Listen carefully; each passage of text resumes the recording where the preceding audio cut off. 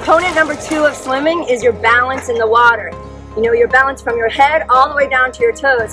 And that's the key to reducing drag and slipping through the smallest hole in the water. Check out the video for all the details. Okay, so let's get into our star pose. Face down in the water. You can hold your breath for this one because you want to float as much as you can and see what happens. Do you naturally sink like Dennis?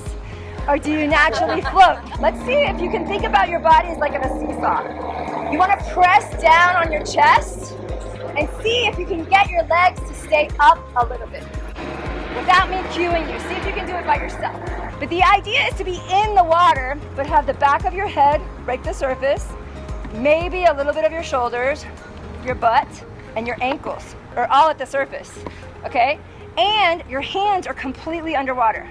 They are not up. It's not like you're jumping out of an airplane. Your hands are always in front of you when you swim. You have leverage here. So I'm just gonna talk to you. So see how low her hands are in the water? Her fingertips are below her wrists, right? You can see her butt at the surface, her upper back, and her ankles. She's just using a little bit of kick to stay afloat. It's okay if you kick a little bit and move your hands a little bit.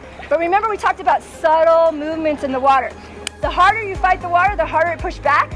The more you relax in the water, the more it will support you. Try the Y.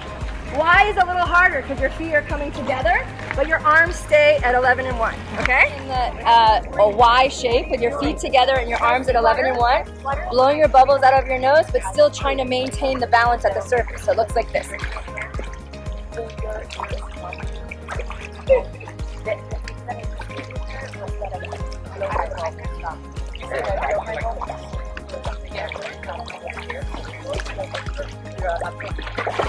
Okay, and you want to practice the same thing on your back. So when you're on your back, you want to see your toes, your belly button, your head low in the water. And as you feel comfortable, you lift your arms overhead and have your arms in the water behind you while you're still floating and balanced. So as you saw, you got to practice your drills. You got to practice your balance on your belly, on your back, on your sides, until you get the feel for the water that you're all balanced on the same plane in the water. So practice, practice, practice. I'll see you in the next video.